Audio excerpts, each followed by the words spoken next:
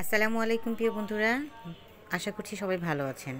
আর কিছুদিন পরে চলে আসবে আমাদের মুসলমানদের সবচাইতে বড় একটি ধর্মীয় অনুষ্ঠান, পবিত্র ঈদ উল ফিতর। আর ঈদ উল ফিতর উপলক্ষে আজকে আপনাদেরকে আমি দেখাবো লাচ্ছা সেমাইয়ের একটা রেসিপি। এই রেসিপিটা আমি খুবই ইজিভাবে করেছি, সহজভাবে বানিয়েছি, যে কেউ বানাতে পারবে।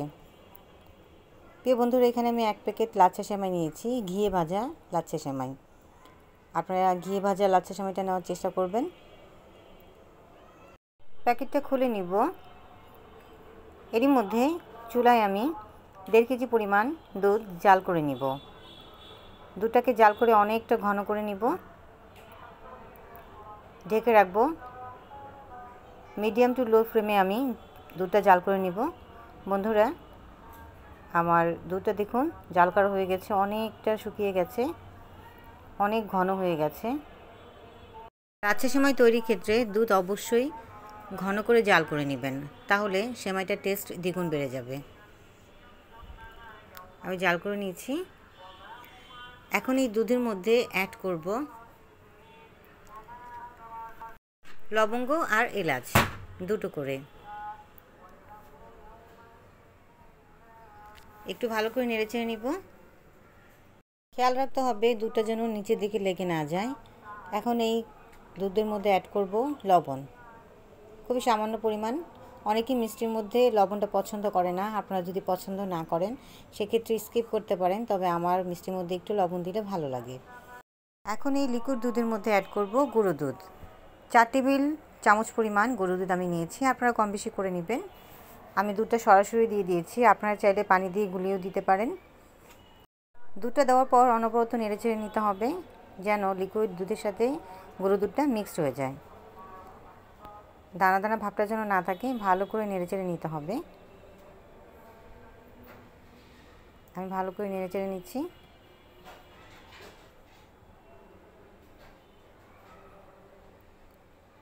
অনেকটা ঘন হয়ে গেছে আমার দুধটা, দেখুন। বন্ধুরা, আমি দুধের মধ্যে যেই মশলাটা দিয়েছিলাম,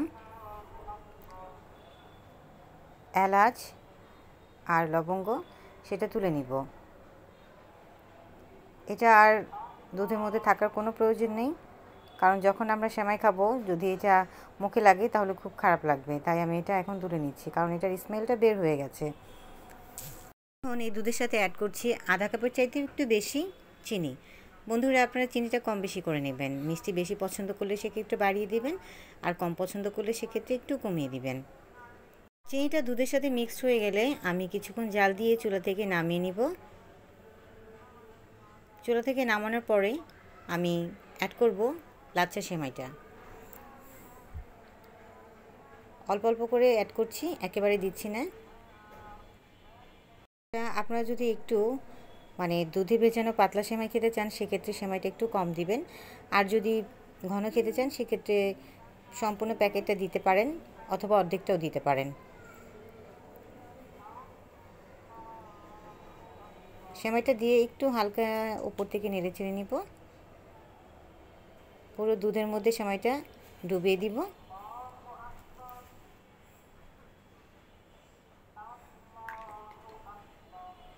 প্রায় 1 ঘন্টার মতো রেস্টে রাখবো বন্ধুরা সেমাইটাকে। ঢাকনা দিয়ে ঢেকে রাখবো। 1 ঘন্টা পর সেমাইটাকে আমি একটা সার্ভিং ডিশে সার্ভ করে নিয়েছি। এখন সেমাইটাকে একটু ডেকোরেশন করে নিব।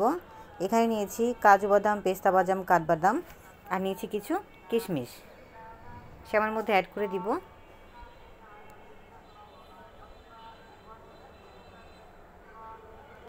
দুধের সাথে আমার সেমাইটা একদম পারফেক্টলি মিশে গেছে। বন্ধুরা, দেখলেন তো কতটা সহজভাবে আমি তৈরি করেছি লাচ্ছা সেমাই। আপনারা অবশ্যই বাসায় একবার ট্রাই করবেন। ডিয়ার ভিউয়ার্স, আমার আজকের রেসিপিটা যদি ভালো লাগে তাহলে অবশ্যই আমার চ্যানেলের like, comment, share and subscribe করবেন। যারা এর মধ্যে সাবস্ক্রাইব করেছেন তাদেরকে অসংখ্য ধন্যবাদ, আর যারা সাবস্ক্রাইব করেনি তারা প্লিজ সাবস্ক্রাইব করে আমার পাশে থাকবেন, আমাকে সাপোর্ট করবেন, আমার সঙ্গে থাকবেন। সবাইকে জানাচ্ছি ঈদের শুভেচ্ছা, অগ্রিম ঈদ মোবারক। আশা করছি পরিবারের সবাইকে নিয়ে ঈদ ভালো কাটুক আপনাদের। সবাই ঈদের লাচ্ছা সেমাই তৈরি করে খাবেন, সবাই মিষ্টিমুখ করবেন আর আমার জন্য অনেক অনেক দোয়া করবেন। আজ এই পর্যন্তই। আল্লাহ হাফেজ। আসসালামু আলাইকুম।